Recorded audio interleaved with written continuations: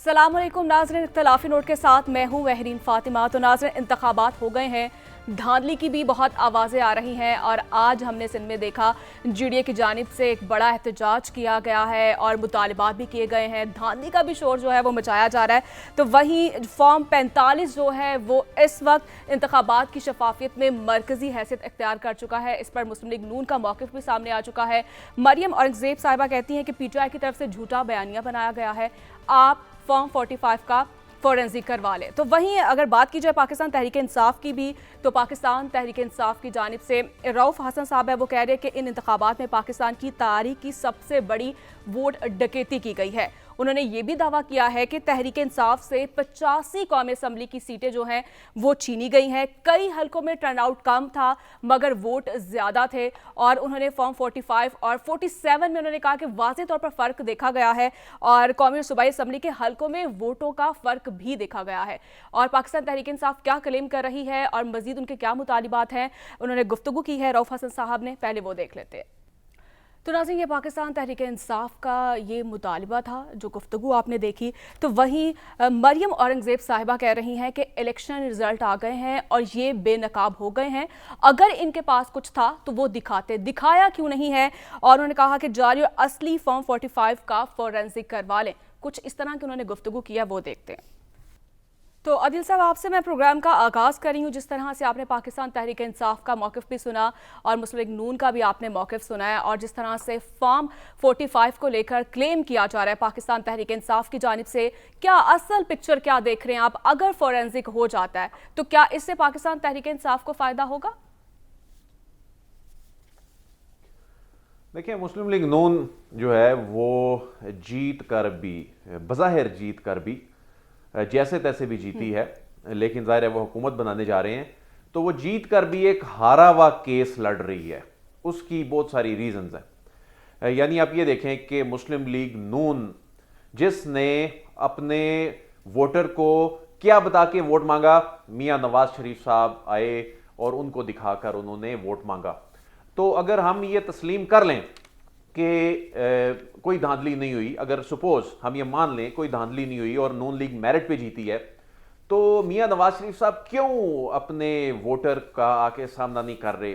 शहबाज शरीफ साहब भी बड़ा उनकी महदूद किस्म की एक अपीयरेंस है, उनकी लीडरशिप के बहुत से लोग सामने नहीं आ रहे, तरह तरह की बातें कर रहे हैं, अपनी पार्टी के अंदर से आवाज़ें उठ रही हैं। दूसरी बात यह है कि अभी तक जो जमात हुकूमत बनाने जा रही है, वो जमात जिस पर इल्ज़ाम ये है कि उसके पास असल फॉर्म 45 नहीं है, जबकि वो ये कह रहे हैं कि हमारे पास असल फॉर्म 45 हैं, तो अभी तक नून लीग किसी एक हलके का फॉर्म 45 भी नहीं ला सकी सामने।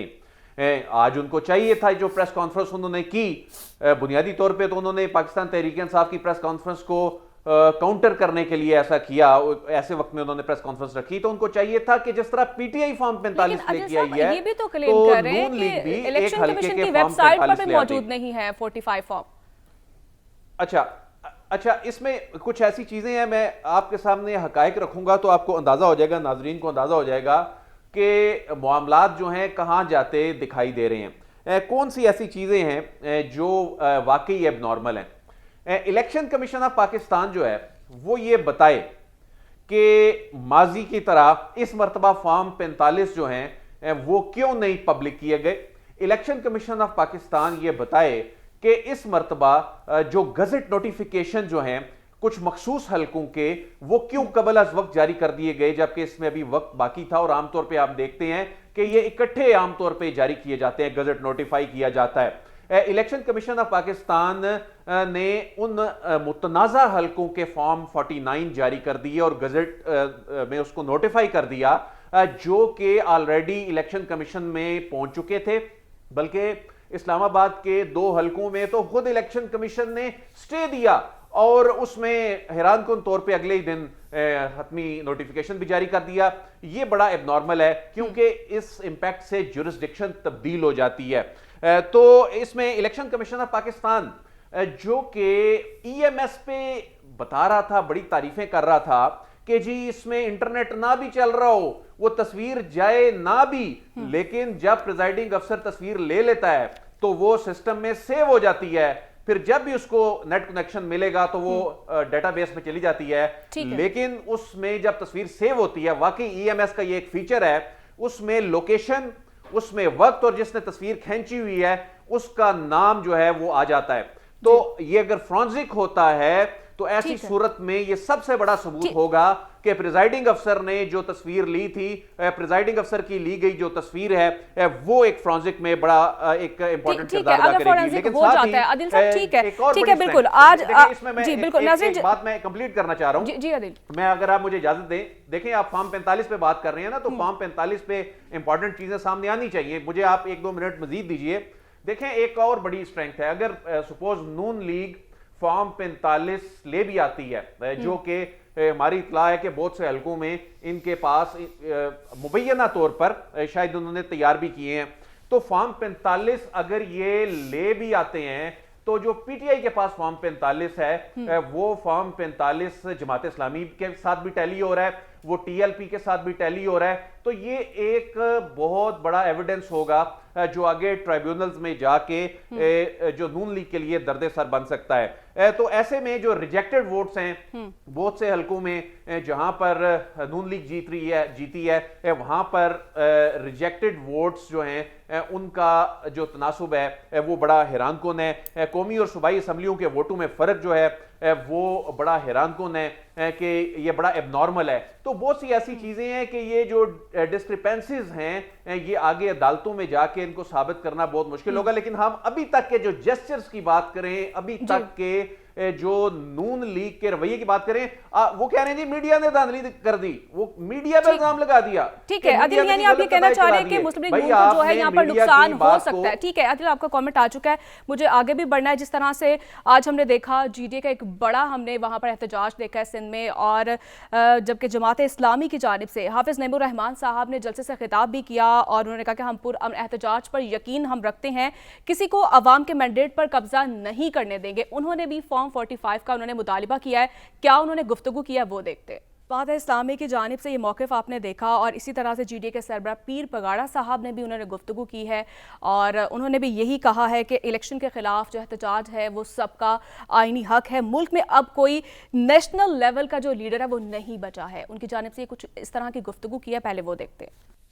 بالکل ناظرین, جس طرح سے پیر پگاڑا صاحب کی جانب سے یہ گفتگو آپ نے دیکھی اور جس طرح سے وہ یہ مطالبہ کر رہے ہیں, اور ایسے میں ہی پیپلز پارٹی کی جانب سے بھی جو ہے وہ رد عمل سامنے آیا ہے. شرجیل میمن صاحب جو ہیں انہوں نے یہ رد عمل دیا ہے کہ جی ڈی اے اور اس کے اتحادی 5 سال گھروں میں بیٹھے رہے, سندھ میں لوگوں کا مفت علاج ہو رہا ہے جس کی وجہ سے لوگوں نے ہمیں ووٹ دیا ہے. جس طرح سے پیپلز پارٹی کی کارکردگی پر سوالات اٹھائے جا رہے تھے, تو یہ رد عمل سامنے آیا, اور کیا انہوں نے جواب دیا ہے یہ بھی دیکھتے ہیں. حسن صاحب, آپ نے گفتگو ملاحظہ کی جس طرح سے تمام سیاسی جماعتوں کی جانب سے احتجاج کیا جا رہا ہے اور دھاندلی کا شور مچایا جا رہا ہے. سیاسی استحکام کم ہونے کی بجائے یہ تو زیادہ بڑھتا ہوا دکھائی دے رہا ہے, تو یہ سیاسی بحران کیسے کم ہوگا؟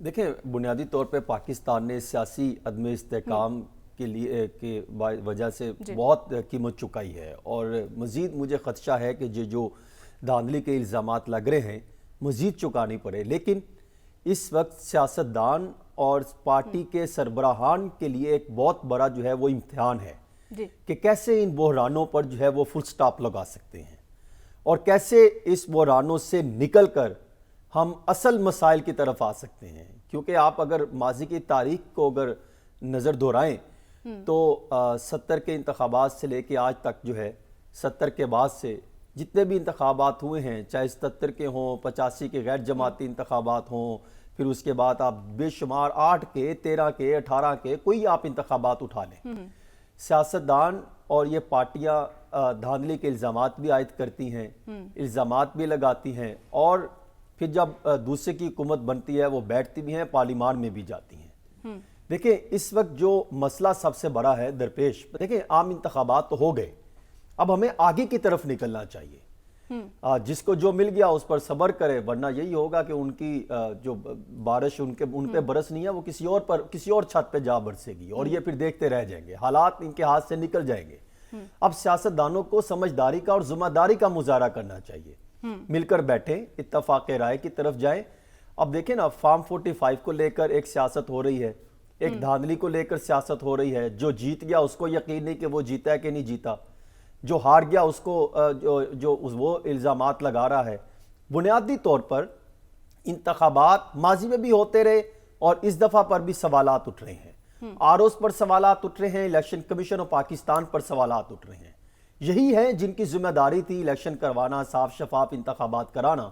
لیکن سب سے اچھی بات یہ ہے کہ امن و امان کی صورتحال برقرار رہی, اور اب ہمیں اس ڈھانچے کو لے کر اور قومی اتفاق رائے کی طرف آگے موو کرنا پڑے گا.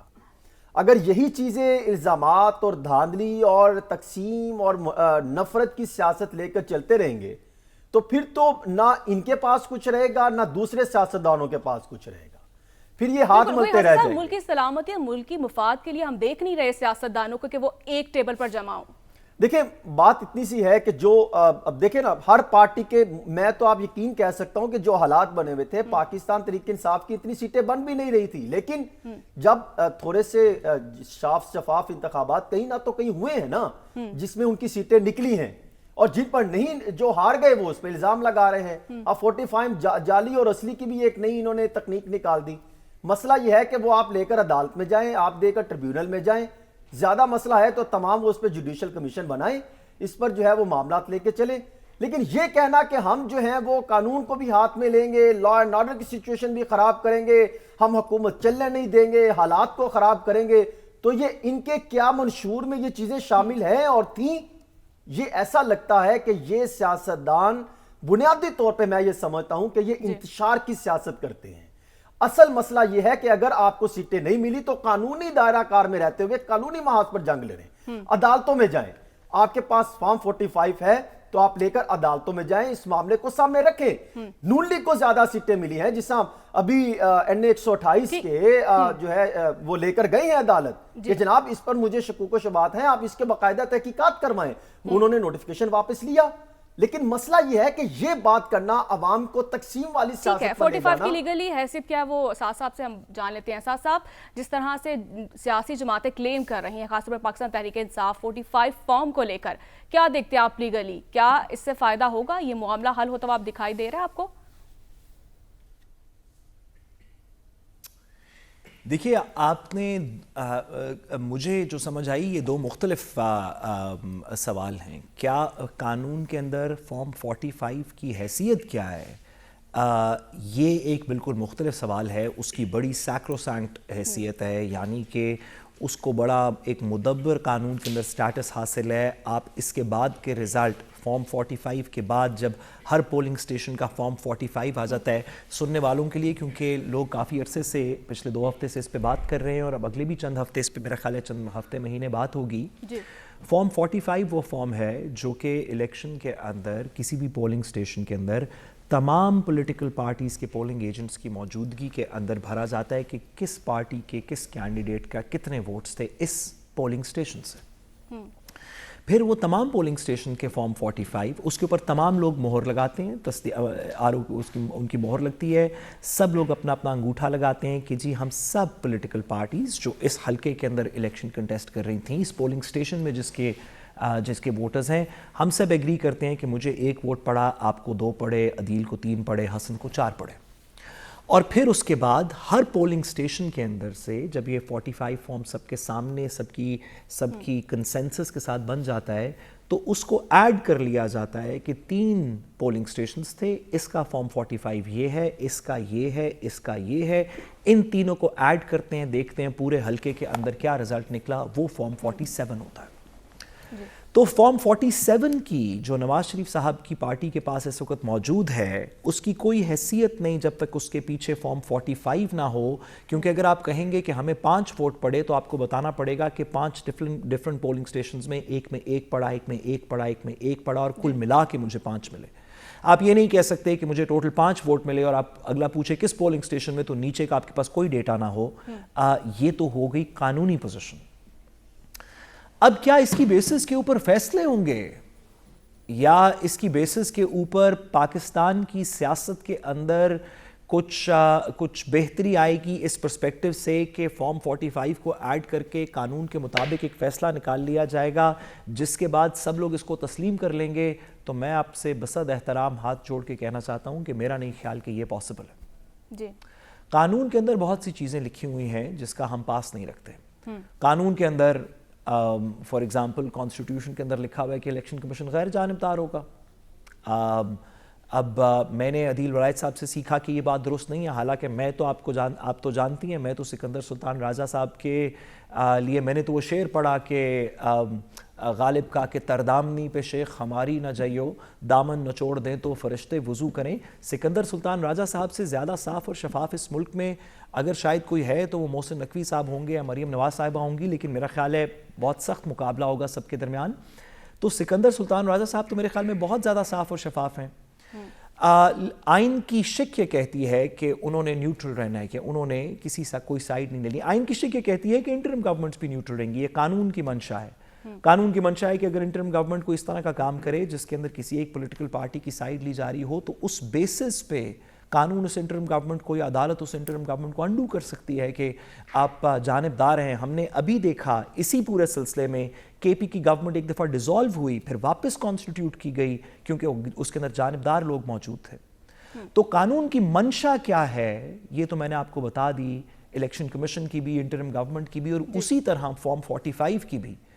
اب قانون کی منشا میں اور ایکچول کے اندر کتنا فرق ہے، کتنی حقیقت ہے، ڈی جیورے اور ڈی فیکٹو جس کو قانون میں کہتے ہیں، اس میں کتنی سپیس ہے، یہ مجھ جیسا ناقص شخص تو نہیں بتا سکتا. عدیل ولایت صاحب یا حسن رضا صاحب تھوڑے سے ذرا مجھ سے زیادہ مضبوط ہیں، سیاست کو بہتر جانتے ہیں، طاقت کو بھی بہتر جانتے ہیں، تو مجھے یقین ہے کہ وہ اس کو بہتر سمجھا سکیں. جی ٹھیک ہے ساز صاحب، اور بالکل ہم اسی پر بریک کے بعد اسی پر بات کریں گے. جس طرح سے ہم دیکھ رہے ہیں ایک پولرائزیشن بڑھتی ہوئی، اور نئی جو حکومت آنے والی ہے اس کے لیے کتنا بڑا یہ چیلنج ہوگا اور سیاسی استحکام لانے میں کتنے کامیاب ہوں گے، اسی پر ہم بات کریں گے ایک چھوٹی سی بریک کے بعد. اسٹے ود اس.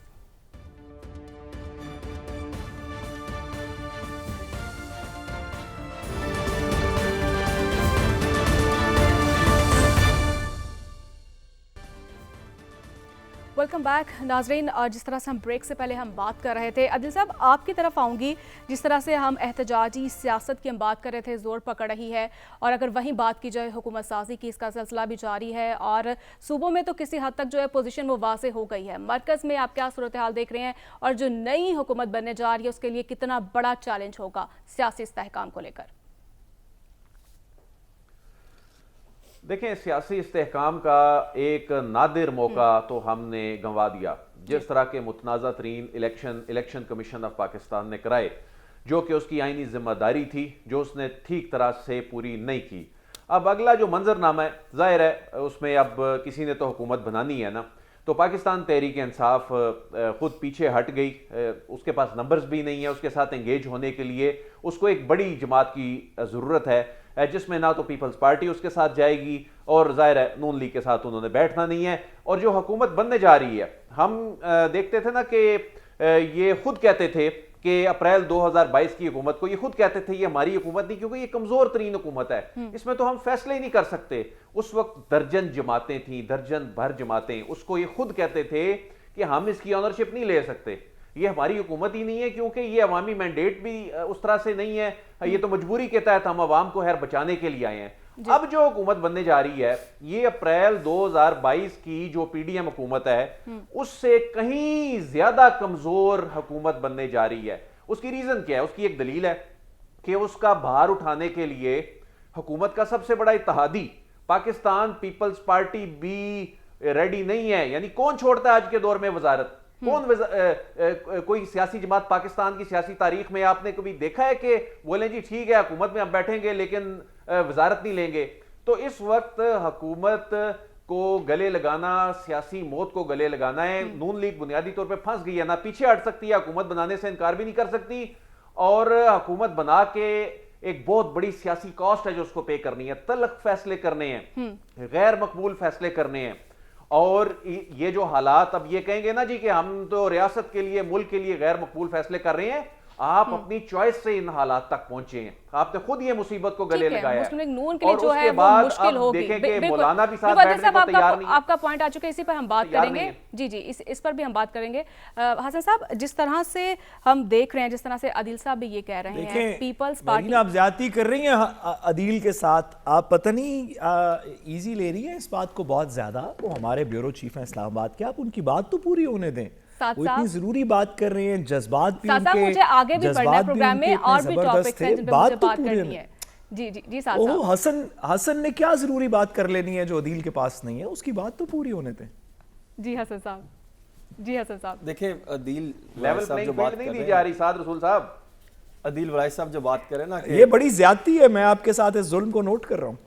دیکھیں میں تو صرف یہ کہوں گا کہ عدیل ورائش صاحب کا احتجاج اپنی جگہ, لیکن عدیل ورائش صاحب کیا ایسا ممکن ہے کہ جو آروز جن پر الزام لگ رہا ہے کہ جنہوں نے بڑا اعداد و شمار کی جادوگری دکھائی ہے, ان کو معاشی ایکسپرٹ کے طور پہ تعینات کر دیا جائے اور ان کی خدمات لے لی جائیں تاکہ پاکستان کے معاشی حالات بہتر ہو جائیں, اور جو حکومت بننے جا رہی ہے جس کو آپ کمزور کہہ رہے ہیں, وہ ان کی خدمات, ان کو بھی خدمات سے نوازے اور معاشی حالات بہتر کر دے, ان کی حکومت کے اعداد و شمار بہتر کر دیں.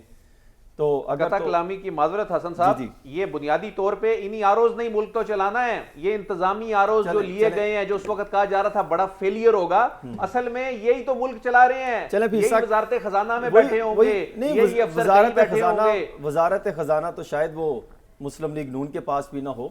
یہ تو ان کے لیے بھی ایک چیلنج ہے, کیونکہ اگر اسحاق ڈار صاحب بھی آ جاتے تو مشکل حالات بنتے چلے جائیں گے. دیکھیں اس ٹائم حکومت ایک ایسی مشکل سچویشن میں پھنس گئی ہے. جو بھی حکومت بنانے جا رہے ہیں, مسلم لیگ نون کی بن رہی ہے یا جو بھی جو ہے وہ پوزیشن لے جائیں گے, جس کے نمبر پورے ہوں گے یا جو بھی میدان مارے گا, میں سمجھتا ہوں کہ پاکستان پیپلز پارٹی ہر لحاظ سے بھرپور جو ہے وہ ایک سمجھداری سے پوزیشن لے رہی ہے.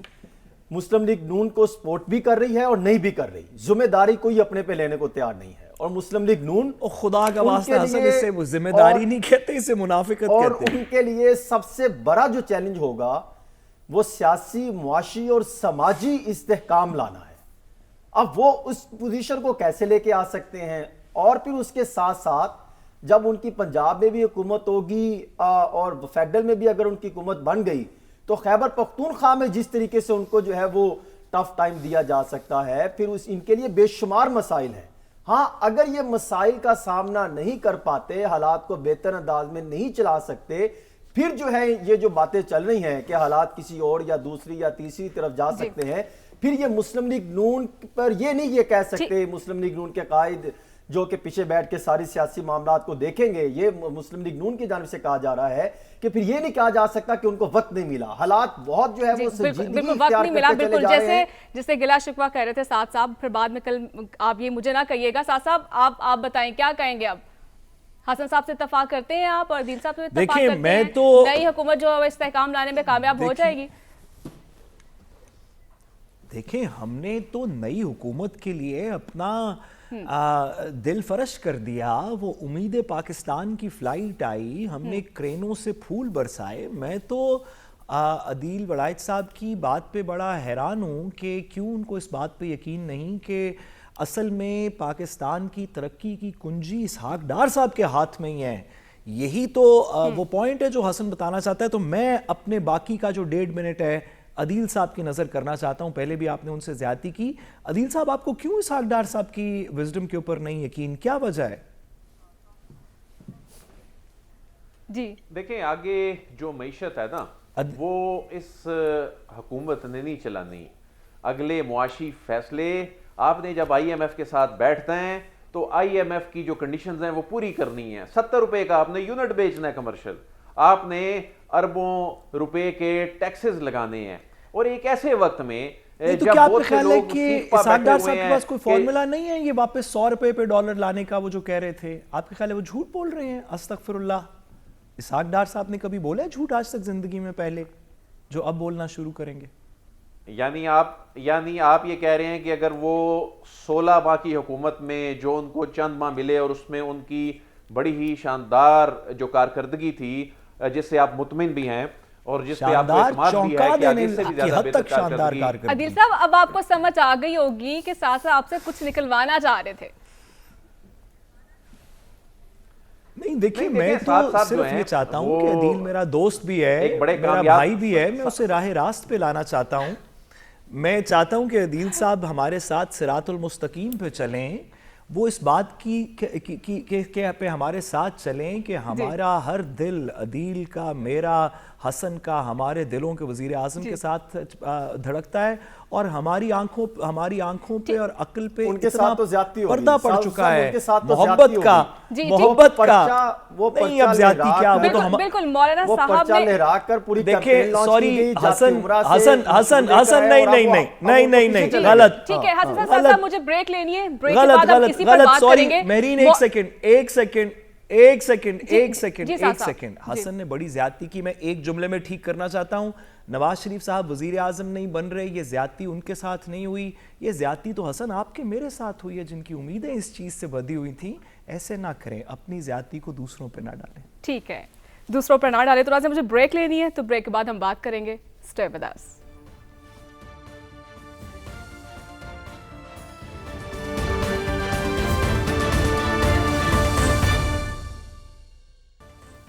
ویلکم بیک ناظرین. کل تک تحریک عدم اعتماد کو سیاسی کامیابی بتانے والے مولانا فضل الرحمان صاحب نے اب اپنا پینترا انہوں نے بدل لیا ہے, اور جیسے کہ انتخابات میں عوامی عدالت سے بری طرح شکست کے بعد ملبہ وہ کسی اور پر گرا رہے ہیں.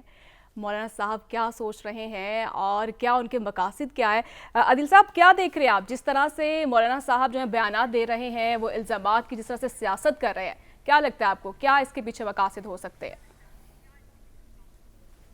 دیکھیں تو مجھے بڑا دلچسپ صورتحال لگ رہی ہے اور بڑی حیران کن ہے کہ اچھی بات ہے, سیاسی جماعتوں کو مل بیٹھنا چاہیے اور نفرت کی سیاست ختم بھی ہونی چاہیے.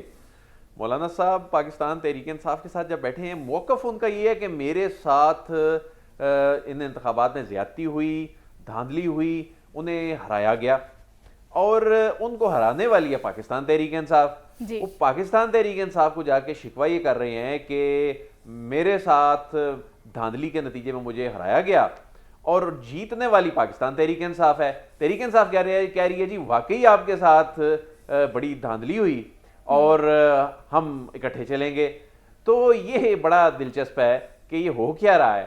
اور مولانا صاحب کا بنیادی طور پہ جو شکوہ ہے, دیکھیں یہ نظریات کی لڑائی یا جنگ تو کوئی بھی سیاسی جماعت لڑ نہیں رہی نا, کہ کوئی نظریاتی معاملہ ہے. سب کا شکوہ یہی ہے کہ اسٹیبلشمنٹ ہمارے ساتھ چلے.